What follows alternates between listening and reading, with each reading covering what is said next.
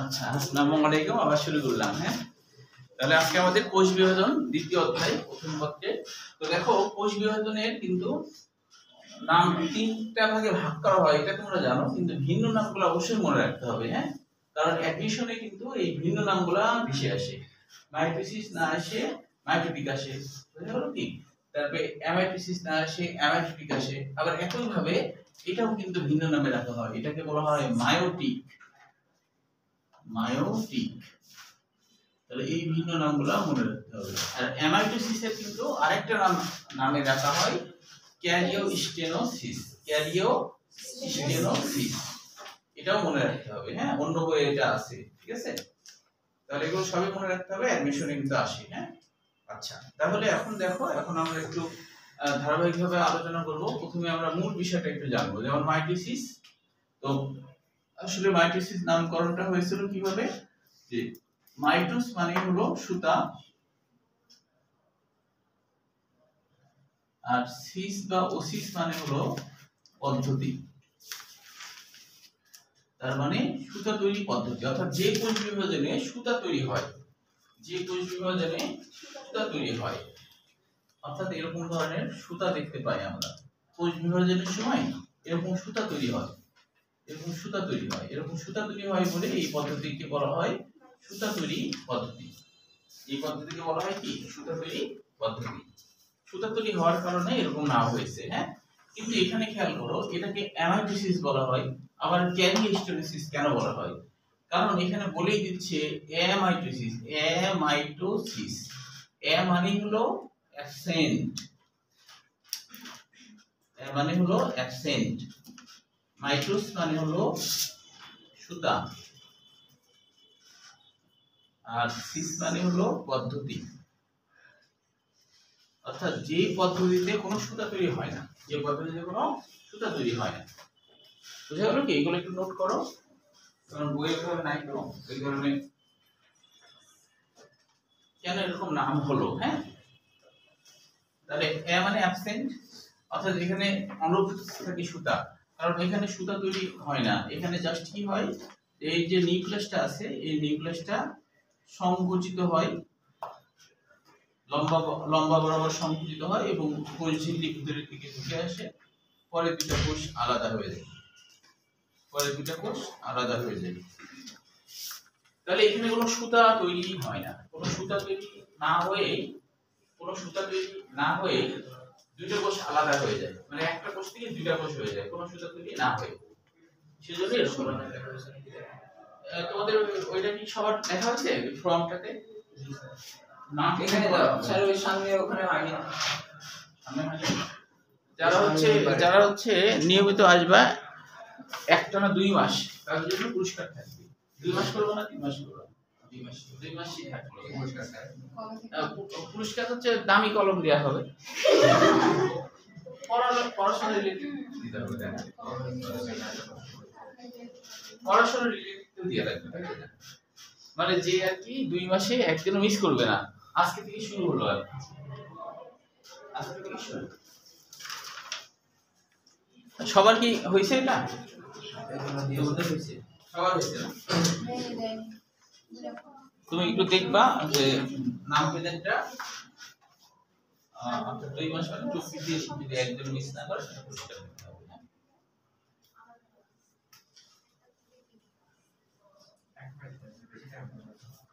আচ্ছা, তাহলে এইটুকু লেখা হয়েছে সবার?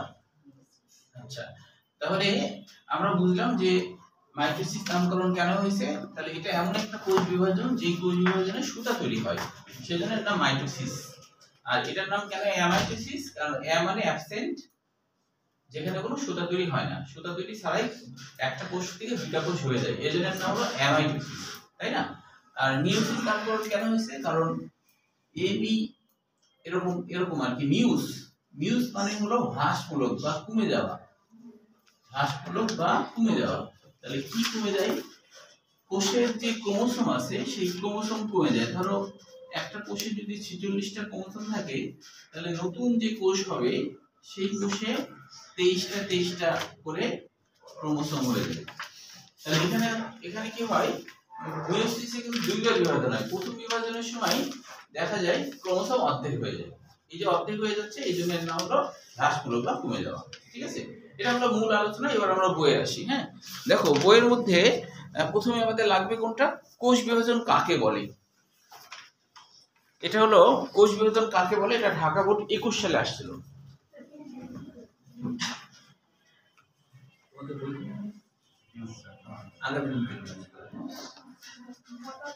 ঢাকা বোর্ড 21 সাল, কোষ বিভাজন কাকে বলে ঢাকা বোর্ড 21 সাল বয়ের জন্য আসছিল। হ্যাঁ, তো দেখো সংখ্যাটা খুবই সোজা, তাই না?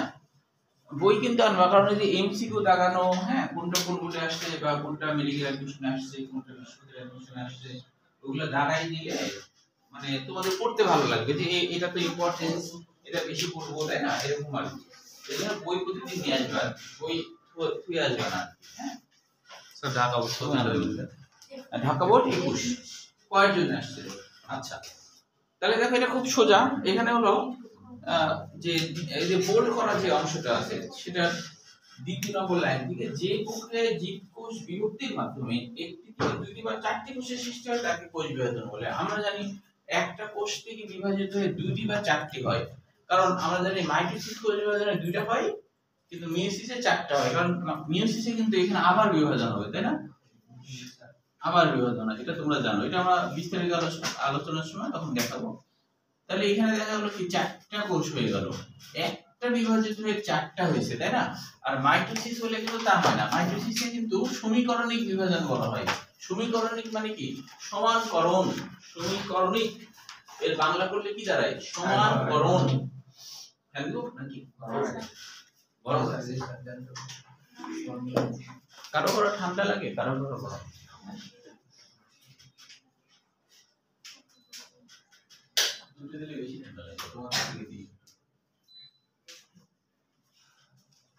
তাহলে সমীকরণিক, মাইটোসিসকে বলা হয় সমীকরণিক।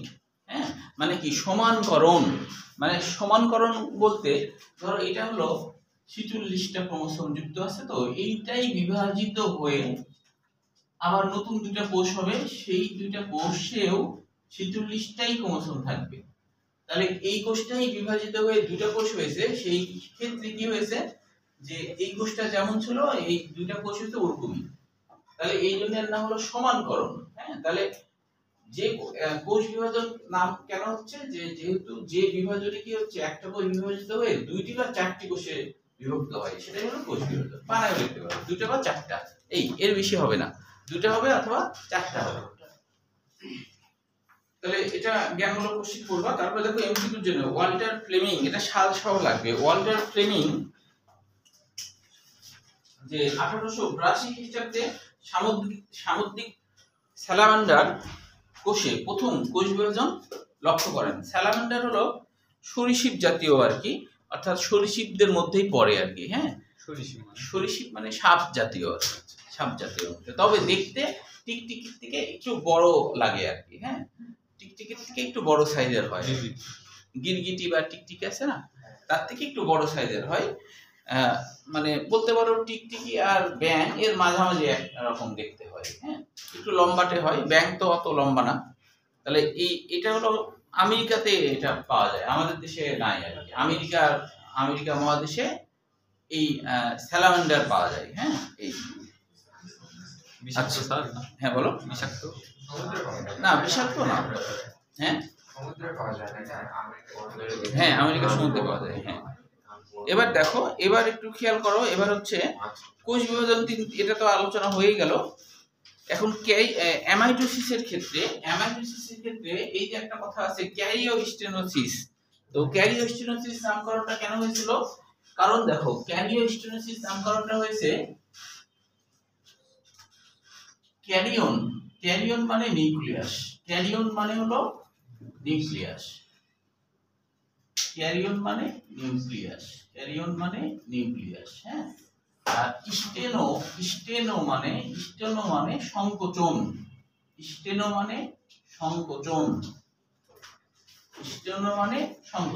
তার মানে হলো যে কোষ বিভাজনে নিউক্লিয়াস সংকুচিত হয়, দেখো তো সংকুচিত হয়েছে না, নিউক্লিয়াস কি মাঝে সংকুচিত হয়েছে না? তাহলে যে কোষ বিভাজনে নিউক্লিয়াস এরকম সংকুচিত হয়ে যায় তাকে বলা হয় স্টেনোসিস।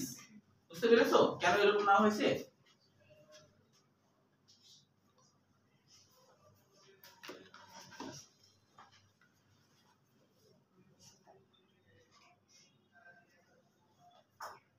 আচ্ছা, অ্যামাইটোসিসকে কেন অ্যামাইটোসিস কোষ বিভাজন বলা হয়? হ্যাঁ, এরকম একটা কোশ্চেন আসছিল, মানে অ্যামাইটোসিসকে কেন অ্যামাইটোসিস বা প্রত্যক্ষ কোষ বিভাজন বলা হয়, এরকম একটা কোশ্চেন আসছিল। এটা আসছিল হলো কুমিল্লা বোর্ড 21 সালে ক্ষয়ের জন্য। অ্যামাইটোসিসকে প্রত্যক্ষ কোষ বিভাজন বলা হয়। অ্যামাইটোসিসকে প্রত্যক্ষ কোষ বিভাজন বলা হয় কেন? এটা আসছিল হচ্ছে কুমিল্লা বোর্ড 21 সাল ক্ষয়ের জন্য। তো কেন, তাহলে কি বলবা, মানা লিখবা, যেহেতু এটা তো অনুধাবন, তাই না? ডাইরেক্ট বই থেকে থাকবে এমন নাও হতে পারে। হ্যাঁ, তাহলে অনুধাবনমূলক। তাহলে কেন এটাকে প্রত্যক্ষ বলা হচ্ছে? কারণ হচ্ছে যে এই কোষ বিভাজন হওয়ার আগে তোমার হচ্ছে অনেক জটিল প্রক্রিয়া ঘটে, যেমন সুতা তৈরি করতে হয় প্রথমে, তাই না? সুতা তৈরি হবে, তারপর ক্রোমোসোমগুলো দুই পারে যাবে। তাহলে এখানে একটা জটিল প্রক্রিয়া ঘটে। আর অ্যামাইটোসিসে এরকম কোনো সুতা তৈরি ছাড়াই সরাসরি নিউক্লিয়াস দুই ভাগে ভাগ হয়ে যায়। তো এই জন্য এটাকে বলা হয় প্রত্যক্ষ কোষ বিভাজন। এইটুকু লিখলেই ক্ষয়ের জন্য হবে। বুঝা গেল কি? বুঝতে পেরেছো? কারো কোনো কোশ্চেন আছে? আচ্ছা, তাহলে এবার আমরা চলে আসি যে আরেকবার বলবো। তাহলে বলবা যে হচ্ছে প্রত্যক্ষ কোষ বিভাজন বলা হয় কারণ যে মাইটোসিসের মতো এখানে সুতা তৈরি হয় না, সরাসরি নিউক্লিয়াস দুই ভাগে ভাগ হয়ে যায় সুতা তৈরি ছাড়াই। এই জন্য এটাকে প্রত্যক্ষ কোষ বিভাজন বলে। ঠিক আছে, তার সাথে আরেকটা কথা বলতে পারো, মাইটোসিসে যেমন কোষ বিভাজন হওয়ার আগে জটিল প্রক্রিয়া ঘটে, যেমন মামুতন্ত্র তৈরি হয়, কিন্তু প্রত্যক্ষ কোষ বিভাজনে কোনো জটিল প্রক্রিয়া হয় না, অর্থাৎ এখানে কোনো মামুতন্ত্র তৈরি হয় না, সরাসরি নিউক্লিয়াস দুই ভাগে ভাগ হয়ে যায়। এই জন্য এটাকে প্রত্যক্ষ কোষ বিভাজন বলে। ঠিক আছে? আচ্ছা, তাহলে এবার দেখো যে অ্যামাইটোসিস কোষ বিভাজন কাকে বলে, এটা আসেনি যদিও, তাও পড়ে রাখবা। তাহলে বলছে যে কোষ বিভাজনে একটি মাতৃকোষের নিউক্লিয়াস ও সাইটোপ্লাজম কোনো জটিল মাধ্যমিক পর্যায় ছাড়াই সরাসরি বিভক্ত হয়, সরাসরি বিভক্ত দুটি অপত্য কোষের সৃষ্টি করে, তাই হলো অ্যামাইটোসিস বা প্রত্যক্ষ কোষ বিভাজন। এখন এটার উদাহরণগুলো পরীক্ষায় আসে যে অ্যামাইটোসিসের উদাহরণ কি কি, যেমন বলছে কত কত ইস্ট হলো এককোষী ছত্রাক, ইস্ট হচ্ছে এককোষী ছত্রাক। তাহলে কত এককোষী ছত্রাক ইস্ট, তারপরে অ্যামিবা যে তোমার হচ্ছে যে প্রোটিস্টার মধ্যে পড়ে আর কি। হ্যাঁ, এরা কিন্তু প্রকৃতি কোষের মধ্যে পড়ে। অ্যামিবা এককোষী। হ্যাঁ, অ্যামিবার কিন্তু একটা বাংলা অর্থ আছে। হ্যাঁ, অ্যামিবা নামকরণ কেন হয়েছে জানো?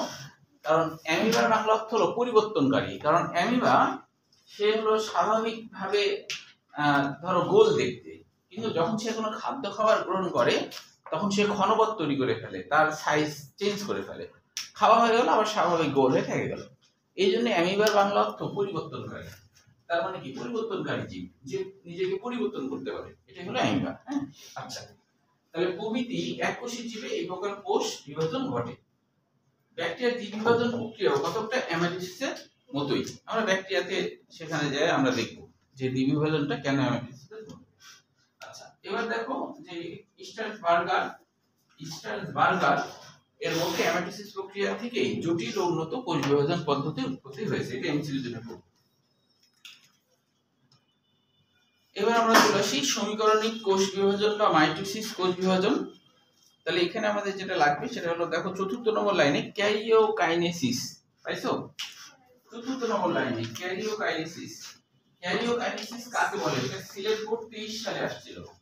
ক্যারিওকাইনেসিস কাকে বলে? কাকে বলে? এটা সিলেট বোর্ড 23 সালে আসছিল।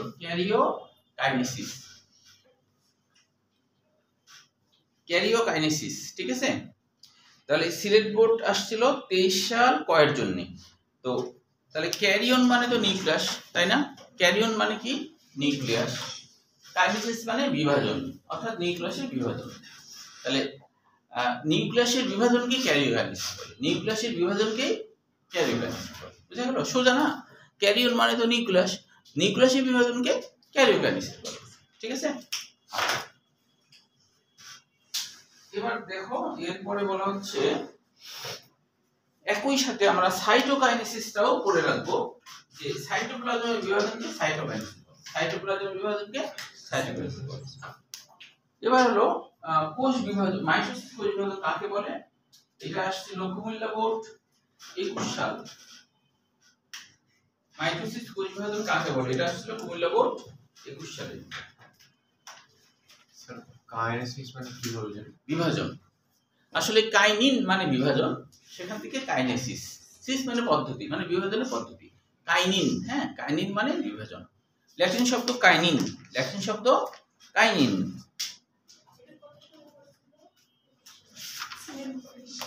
Comilla board 21, Comilla board 21। কাইনিন মানে এদের কাইনিন, কাইনিন মানে বিভাজন বা ভাগাভাগি, দুটো শব্দ, দুটো বাংলা হয়, ভাগাভাগি বা বিভাজন, ভাগাভাগি। কাইনিন মানে কি? ভাগাভাগি বা বিভাজন বা বিভাজন, হ্যাঁ, ল্যাটিন শব্দ এটা। তো ক্যারিওকাইনেসিস, কাইনিন যোগ সিস, কাইনিন যোগ সিস, সিস মানে পদ্ধতি। তাহলে ক্যারিয়ন মানে নিউক্লিয়াস, আর কাইনিন মানে ভাগাভাগি বা বিভাজন, আর সিস মানে পদ্ধতি। ঠিক আছে, যে প্রক্রিয়ায় নিউক্লিয়াসের বিভাজন ঘটে সেটাই হলো ক্যারিওকাইনেসিস। বলো, এর নতুন অধ্যায় শুরু হলো, কঠিন লাগছে না সহজ লাগছে? এখন পর্যন্ত সহজ লাগছে না? মাহবুব বলো। আচ্ছা, তাহলে আশা করি এই অধ্যায়টা সহজ লাগবে তোমাদের, খুব কঠিন না। হ্যাঁ, আচ্ছা, এবার আমরা চলে আসি যে মাইটোসিস কোষ বিভাজন কাকে বলে। দেখো এখানে বোল্ড করা যে অংশটা আছে এটা লিখবা। যে কোষ বিভাজন প্রক্রিয়া, প্রথমের দিকে যে বোল্ড করা, যে কোষ বিভাজন প্রক্রিয়ায় একটি প্রকৃত কোষের নিউক্লিয়াস ও ক্রোমোসোম উভয়ই একবার করে বিভক্ত হয়, তাই মাইটোসিস কোষ বিভাজন। এটি লিখলেই হবে, একবারই তো বিভাজন হবে, নিউক্লিয়াসের বিভাজন একবার হবে, ক্রোমোসোমের বিভাজন একবারই হবে। কিভাবে হবে এটা আমরা যখন বিস্তারিত আলোচনা করব তখন দেখব। তাহলে এটাই হলো মাইটোসিস, এটা জ্ঞানমূলক কোশ্চেন হিসেবে মুক্ত করব। এটা কুমিল্লা বোর্ড 21 সালে আসছিল। এরপরে দেখো আরেকজন বৈজ্ঞানিকের নাম মনে রাখতে হবে, স্লাইখার।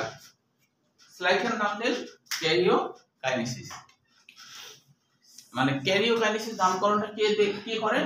স্লাইখার। ঠিক আছে, এটা সাল লাগবে না, শুধু বৈজ্ঞানিকের নাম লাগবে।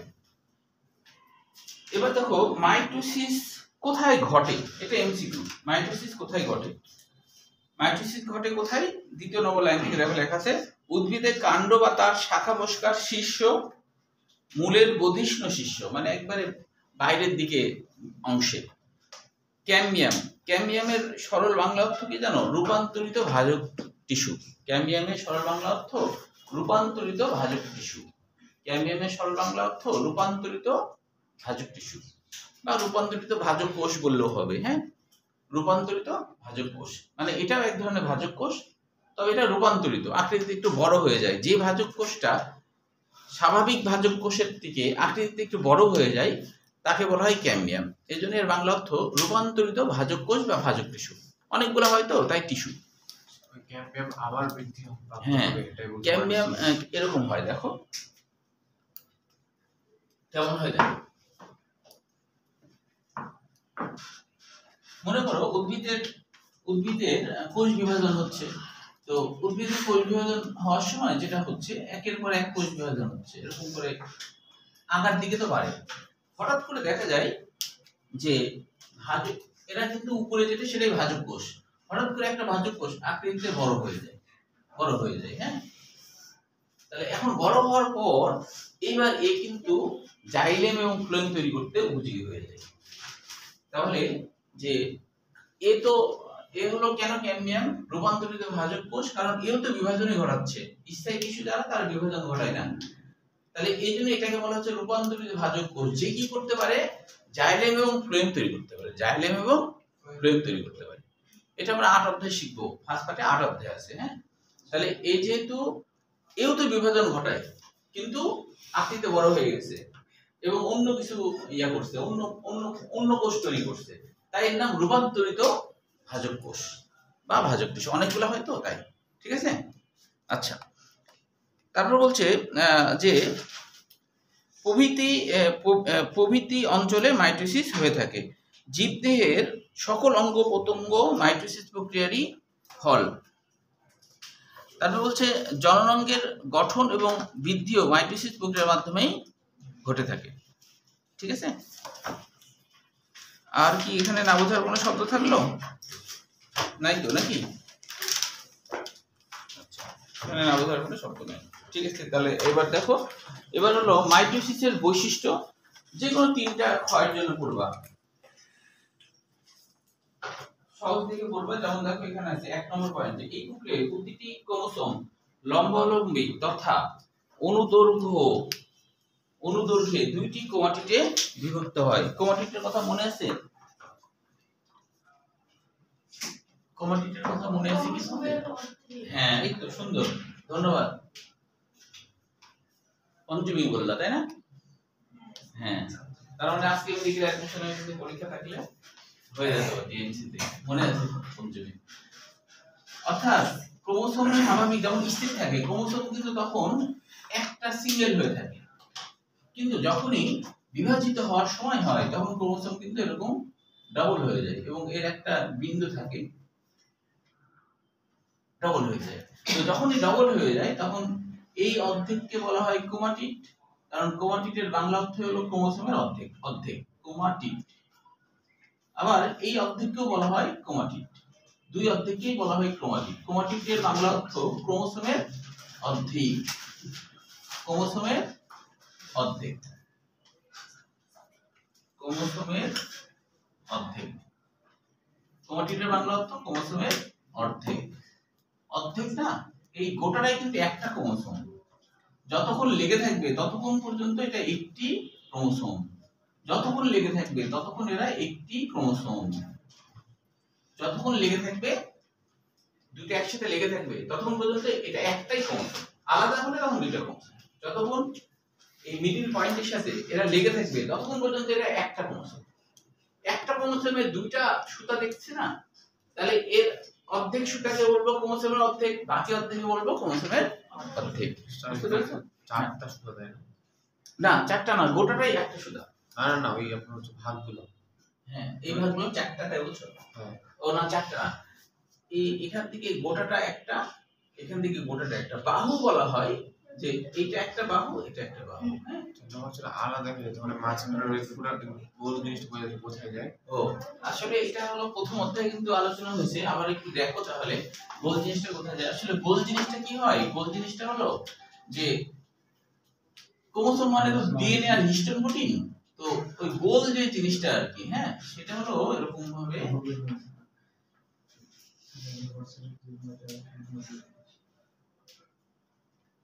কাহিনীটা এরকম ঘটে। এই জায়গাতে একটা প্রোটিন আসে, যে প্রোটিনের নাম কাইনেটোকোর। এখানে একটা প্রোটিন আসে, এই প্রোটিনের নাম কাইনেটোকোর। এটা প্রথম অধ্যায়ে হয়েছে। হ্যাঁ, তোমরা হচ্ছে ইয়েতে ইউটিউবে, আমার ইউটিউব চ্যানেলে তো দেয়া আছে, একটু দেখে নেবা। এটাকে বলা হয় কাইনেটোকোর প্রোটিন। এই কাইনেটোকোর প্রোটিনই কিন্তু ক্রোমোসোমকে দুই পারে নিয়ে যেতে সাহায্য করে।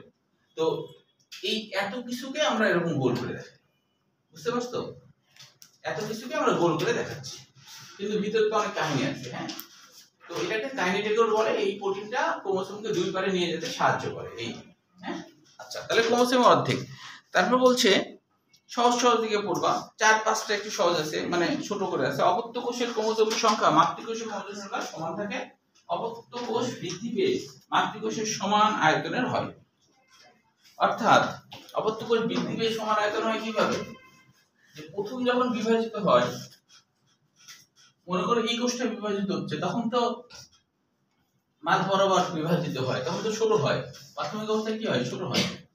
মানে প্রথমে যে কোষটা যত বড় ছিল, বিভাজিত হওয়ার পর তত বড় হয় না, তখন কিন্তু ছোট। তারপরে আস্তে আস্তে পুষ্টি খেয়ে দিয়ে এত বড় বড়ই দুইটা হয়ে যায়, এত বড় বড়ই দুইটা হয়ে যায়। বুঝছো? এটা বলছে প্রথম বিভাজিত সময় তখন ছোট থাকে, তারপরে পুষ্টি খায়, আমরা খাদ্য খাবার খাচ্ছি, দিয়ে আবার আগের মতো বড় হয়ে যায়। বুঝতে পারছো? এই সেই কথাই বলছি।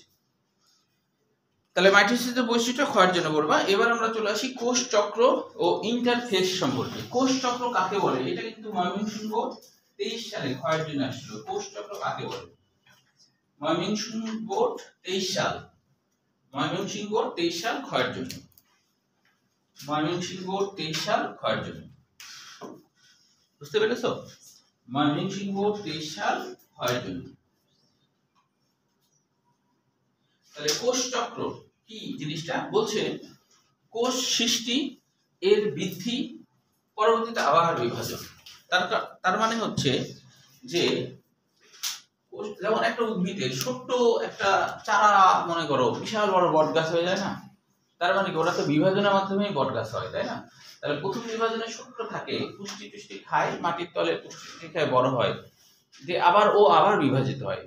একবার বিভাজিত হয়ে থেমে যাবে তা তো না। ধরো এখানে বিভাজিত এই দুটো হলো না, এই দুটো আবার বিভাজিত হবে, এও আবার বিভাজিত হবে, আবার কিন্তু বৃদ্ধি পেয়ে এত বড় হবে, তবে এই আবার বিভাজিত, এইভাবে করে তো একটা বিশাল বড় গাছ হয়ে যায়, তাই না?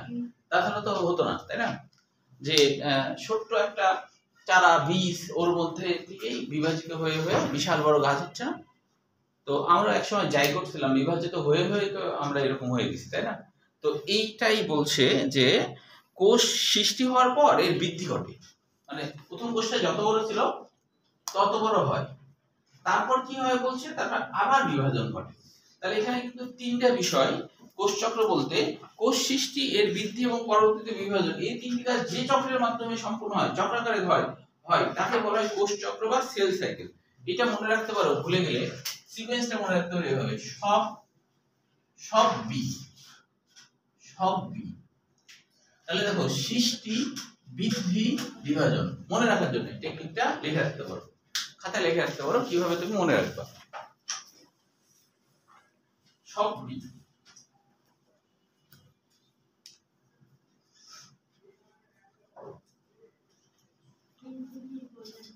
ও সব বি, ও হ্যাঁ, সৃষ্টি, বৃদ্ধি, বিভাজন, সৃষ্টি, বৃদ্ধি, বিভাজন। ভুলে গেলে এটা মনে রাখবা, সব বি।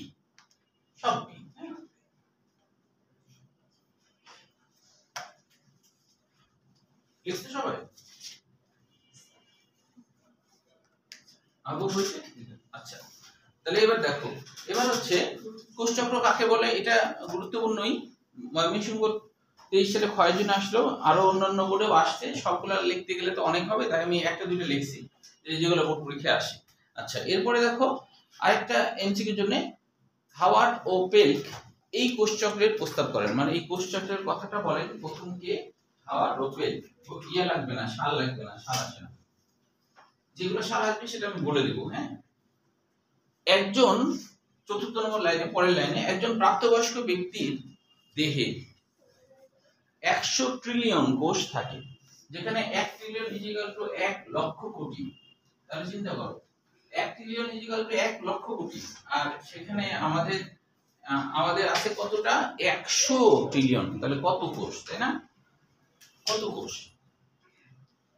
এটা এমসিকিউ জন্য মনে রাখবা। হ্যাঁ, আচ্ছা, এরপরে দেখো যে এক লাইন বাদ দিয়ে আরেকটা এমসিকিউ আছে, সেটা হলো কিছু কোষ আছে যারা দ্রুত বিভাজনের জন্য বিশেষায়িত, যেমন ভ্রূণ কোষ, মূল ও কাণ্ডের শীর্ষ মেরিস্টেম কোষ।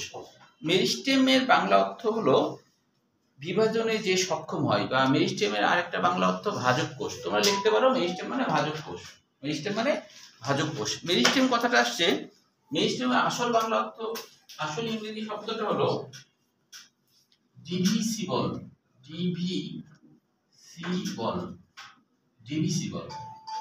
ডিভিসিবল মানে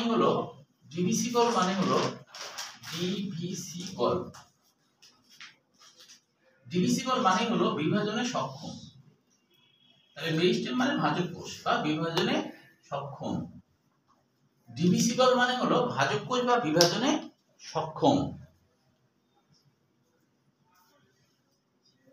তারপর হচ্ছে কিছু কোষ প্রয়োজনীয় উদ্দীপনা পেলে বিভাজিত হতে পারে, আবার অনেক কোষ আছে কখনো বিভক্ত হয় না। এটা এমসিকিউ জন্য করতে হবে, কারা কারা কখনো বিভক্ত হয় না। যেমন আমাদের পূর্ণাঙ্গ লাল রক্ত কোষ, আমাদের পেশি কোষ, আমাদের স্নায়ু কোষ, আর উদ্ভিদের স্থায়ী কোষ সমূহ, এরা কখনোই বিভাজিত হয়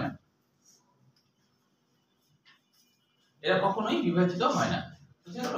ওরা আজীবন, আমরা বড় হই কিভাবে, আমাদের পেশি কোষগুলো বড় হয়, মানে একবার ধরো সৃষ্টি হলো, যখন ছোট বাচ্চা আমরা যখন হইছি তখন থেকে তো পেশি কোষ আর বিভাজন হয় না। তাহলে কি হয়, পেশি কোষ পুষ্টি খেয়ে খেয়ে আকৃতিতে বড় হয়, বিভাজিত হয় না। বুঝে গেল কি? আমাদের স্কিনের কোষ কিন্তু প্রতিনিয়ত সবসময় হলো যে বিভাজিত হচ্ছে এবং মারা যাচ্ছে। মানে ধরো মারা যায় আবার নতুন কোষ তৈরি হয়, মারা যায় আবার নতুন কোষ তৈরি, এভাবে চলমান। বলা হচ্ছে প্রতি 24 ঘন্টায় 40,000 কোষ মারা যাচ্ছে আমাদের স্কিনের, আবার নতুন 40,000 কোষ জন্মাচ্ছে। তাহলে এই স্কিনেরটা কেন হচ্ছে যে মারা যায়? এর কারণটা হলো মারা না গেলে জটিলতা ছিল। কেন? কারণ আমাদের স্কিন ওপেন থাকে, সূর্য রশ্মির কারণে আমাদের স্কিনের মধ্যে যে কোষগুলো আছে এই কোষে জিন আছে তো, তাই না? জিন আছে, ওই জিনের মধ্যে চেঞ্জ ঘটে যেতে পারে সূর্যরশ্মির রেডিয়েশনের কারণে, তাহলে ক্যান্সার কোষ হয়ে যাবে। ওই কারণে আমাদের আল্লাহ সিস্টেম করছে যে স্কিন কোষ বারবার চেঞ্জ করে দেবো, আমি প্রতি 24 ঘন্টা পর চেঞ্জ করে দেবো, দিয়ে নতুন বানাবো। আবার চেঞ্জ হতে লাগে, তার মরে যায়, দিয়ে আবার নতুন তৈরি হয়। বেশি দিন বাঁচে থাকলে ঝামেলা আছে, ওই জন্য মেরে ফেলে দেয়। বুঝতে পারছো? এছাড়া আমাদের পরিপাকতন্ত্রের ভিতরের দিকের কোষ, তারাও হলো প্রতিনিয়ত, পরিপাকতন্ত্রের ভিতরের দিকের কোষ তারাও প্রতিনিয়ত মারা যায়, নতুন তৈরি হয়। কারণ এটা তো সূর্য রশ্মি চাই না। ও, এটা সূর্য রশ্মির জন্য না, এটা এই কারণে যে আমরা খাদ্য খাওয়ার হচ্ছে না, খাদ্য খাওয়ার ওই ওই নালীর মধ্যে দিয়ে বারবার যাচ্ছে, ধাক্কা লাগছে কোষে, কোষ ক্ষতিগ্রস্ত হয়ে যাচ্ছে, সংকোচন প্রসারণ হচ্ছে, কোষ ক্ষতিগ্রস্ত হয়ে যাচ্ছে, এই জন্য মরে যেতে হবে। যেমন লোহিত কণিকা মরে যায় কেন? লোহিত কণিকা সারা শরীরে চলতেছে না, চলতে চলতে ডিফেক্ট হয়ে যায়, ওই জন্য মরে যেতে হবে। বুঝতে পারছো?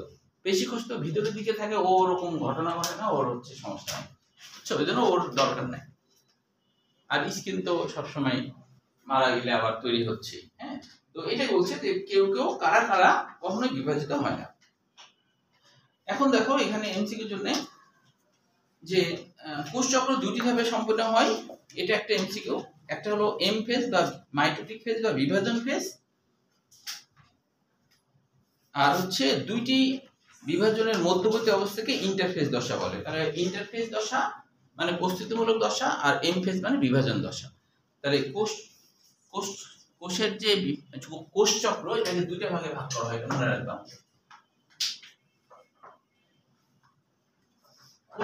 কোষ চক্রকে দুইটা ভাগে ভাগ করা হয়। কোষ চক্র একটা হলো ইন্টারফেজ দশা,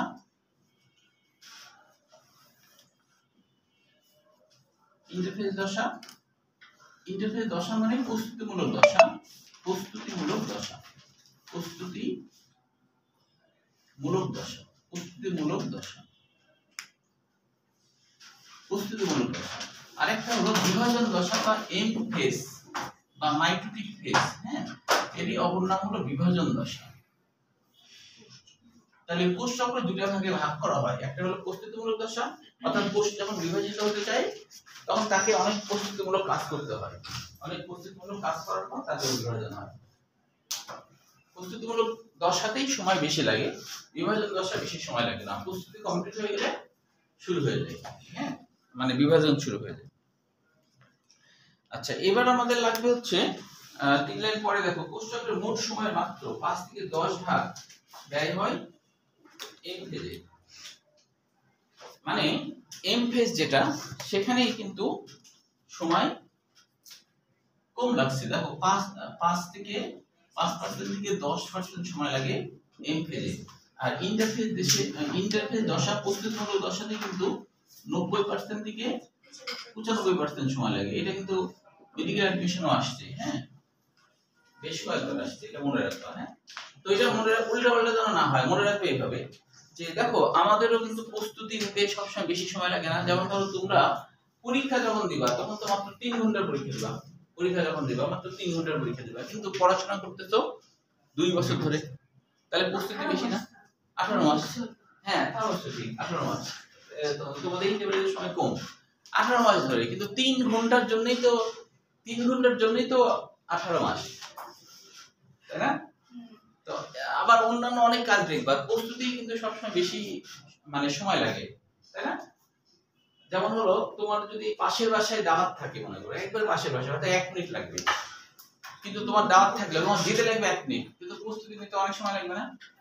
বিশেষ করে অনেকে বলে মেয়েদের রেডি হতে বেশি সময় লাগে না, মেয়েদের রেডি হতে বেশি সময় লাগে, সাধারণ যেটা নিয়ম আর কি, তাই না?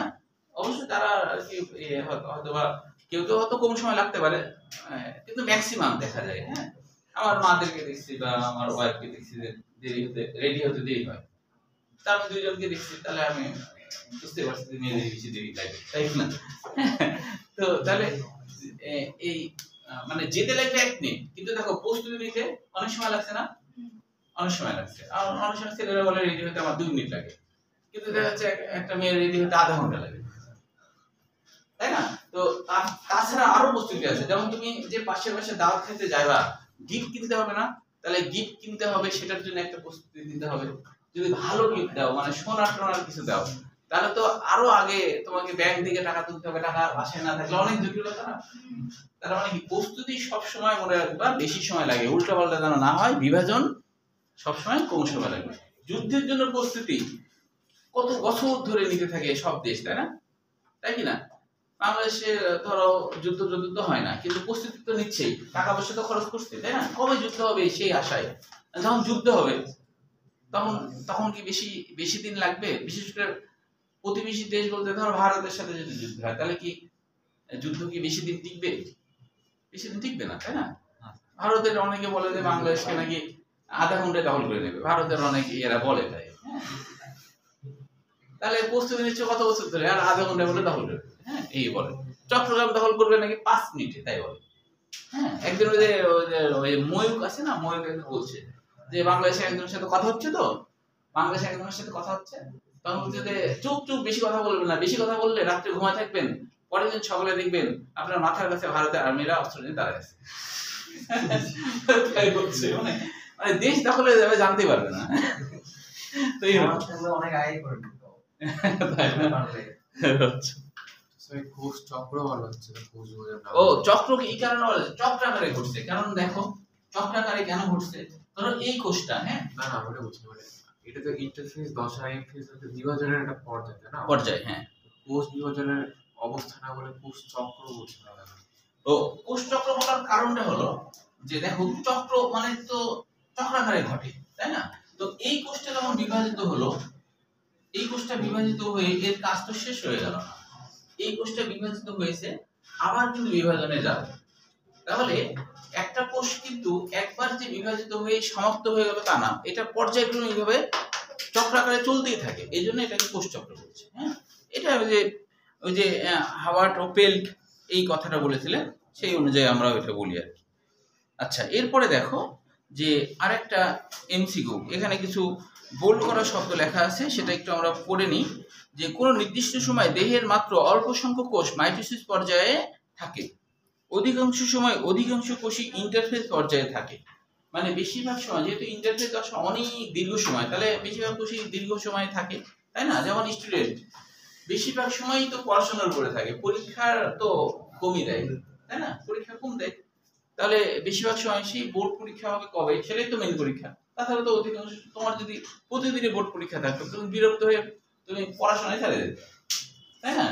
তো তাহলে পরীক্ষা তো সবসময় কমই হয়, তো প্রস্তুতি তো সবসময় বেশি নিতে হয়। তাই বলছি ইন্টারফেজ দশায় থাকে, একটি জেনেটিক প্রোগ্রাম দ্বারা কোষচক্র নিয়ন্ত্রিত হয়, অভ্যন্তরীণ উদ্দীপনা প্রদান করে সাইক্লিন সিজিকে যৌগ। এটা একটু বুঝতে হবে, এই 2 লাইনটা একটু বুঝতে হবে। হ্যাঁ, ওই একটা লাইন বুঝতে পারছি না স্যার, কোনটা? এম ফেজের মধ্যবর্তী অবস্থাটা এম ফেজ বলছে না? এম ফেজ কেন বলছে, যে ধরো এম ফেজ মানে তো বিভাজন দশা, তো এখন এইটা কি বলছে কেন? হ্যাঁ দুইটি বলতে এই কারণে যে এইটা তো বিভাজিত আবার হলো, তাই না? এটা বিভাজিত হয়ে আবার হয়েছে, দুটি এম ফেজ এই কারণে বলছে যে এই কোষ থেকে এটা হয়েছে, আবার এই কোষ থেকে এটা হয়েছে। এখন যখন এই কোষ থেকে এটা হবে, তার আগে এই মাঝামাঝি জায়গাতে কিন্তু ইন্টারফেজ ঘটে। ইন্টার মানে মধ্যবর্তী দশা, যেটাকে আমরা প্রস্তুতিমূলক দশা বলছি। তাহলে এটাও একটা বিভাজন দশা, এটাও একটা বিভাজন দশা, তাহলে দুটো এম ফেজের মাঝেই তো ইন্টারফেজ। ওগুলো ক্ষেত্রে তো আপনার হচ্ছে ইন্টারফেস হবে না?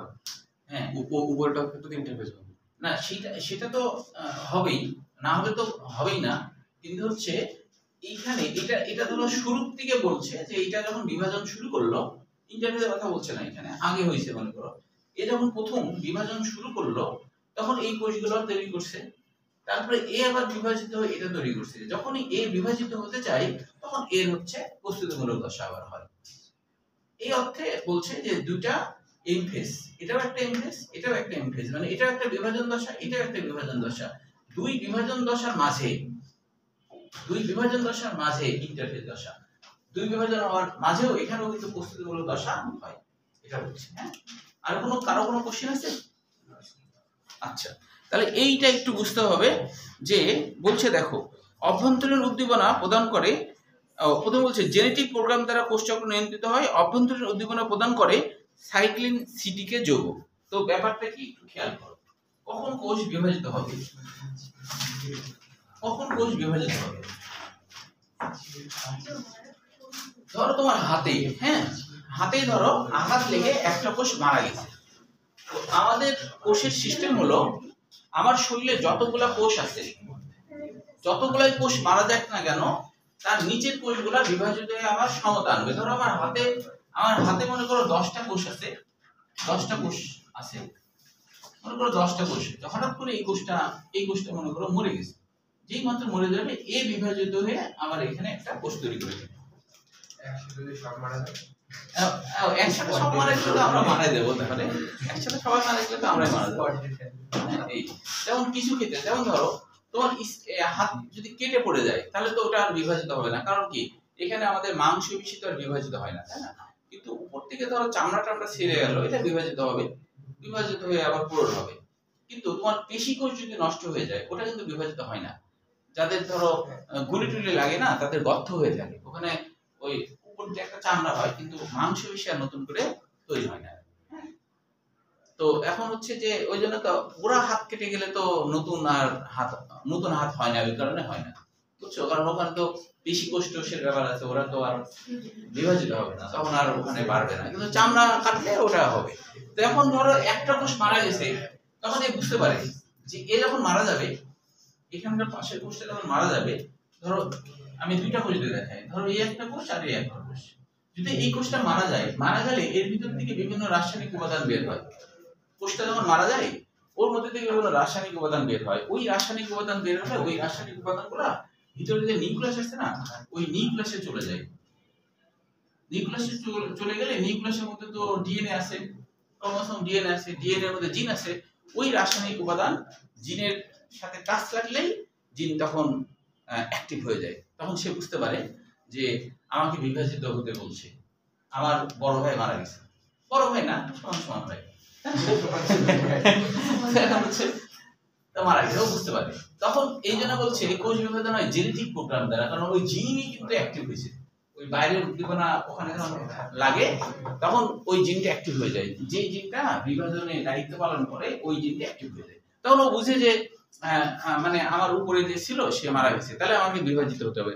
ওই জন্য বলছে কোষ বিভাজন জেনেটিক প্রোগ্রাম দ্বারা হয়। জিনের মধ্যে প্রোগ্রাম করা আছে কোন জিন কি কাজ করবে, ওটাকে বলে প্রোগ্রাম। জিনের মধ্যে কোন জিন কে কি করবে তা তো প্রোগ্রামিং করা আছে, তাই না? ওই জন্য বলছে জেনেটিক প্রোগ্রাম দ্বারা। বুঝা গেল কি? জিন তখন কি করবে, যে অ্যাক্টিভ হয়ে গেল না, জিন অ্যাক্টিভ হয়ে সে তখন কি করবে, যে দুইটা জিনিস তৈরি করবে। একটা জিন সিডিকে তৈরি করবে, সিডিকে মানে কি, সাইক্লিন ডিপেন্ডেন্ট কাইনেস।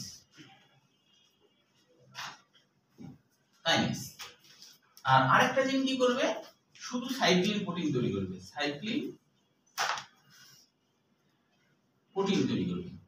এটা এনজাইম না, এটা একটা প্রোটিন, এটা এনজাইম না, এটা একটা প্রোটিন তৈরি করবে, জিন তৈরি করলো। এই যে তৈরি করলো এটাকে বলা হয় অভ্যন্তরীণ উদ্দীপনা। বাহ্যিক উদ্দীপনা ছিল যে কোষটা মারা গেছে না, ওই মারা যাওয়া কোষের মধ্যে মাল মশলা যখন তার নিচে থাকা কোষে যখন ঢুকে যায় তখন ও বুঝতে পারে আমাকে বিভাজিত হতে হবে। বুঝতে পারছো? আচ্ছা, পরীক্ষার খাতায় মাল মশলা লেখো না, আমি এমনি বললাম তাই। মানে একটা কোষ যখন মারা যায়, হ্যাঁ একটা কোষ যখন, যেমন ধরো কোনো সেনাঘাঁটিতে যদি যুদ্ধের সময় যদি কয়েকজন শূন্য মারা যায়, তখন ও বুঝে যায় আমার তো অনেকজন মারা গেছে, তাহলে তো সংখ্যা কমে গেল, তাহলে তো ঠেকায় রাখতে পারবো না। তখন ও কোন দিয়ে বলে যে আমার আরো সৈনিক দরকার, ওখানে যে দায়িত্ব থাকে, তাই না? তো যখনই একটা কোষ মারা যাবে তখন ওইটা মারা গেলেই ওই মারা যাওয়া কোষের রাসায়নিক উপাদানগুলা তার পাশে থাকা কোষের ভিতরে ঢুকে যায়। ঢুকে গেলে ওই জিনের টাচ লাগলে ওই জিনগুলো অ্যাক্টিভ হয়ে যায়। জিনগুলো বুঝতে পারে যে আমার পাশে যে কোষ ছিল সে মারা গেছে,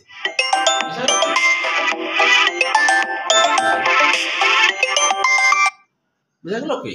তো সময় হয়ে গেছে আবার তোমাদের, না? আচ্ছা, তো শেষ করে দিচ্ছি, এইটুকু পর্যন্ত শেষ করি।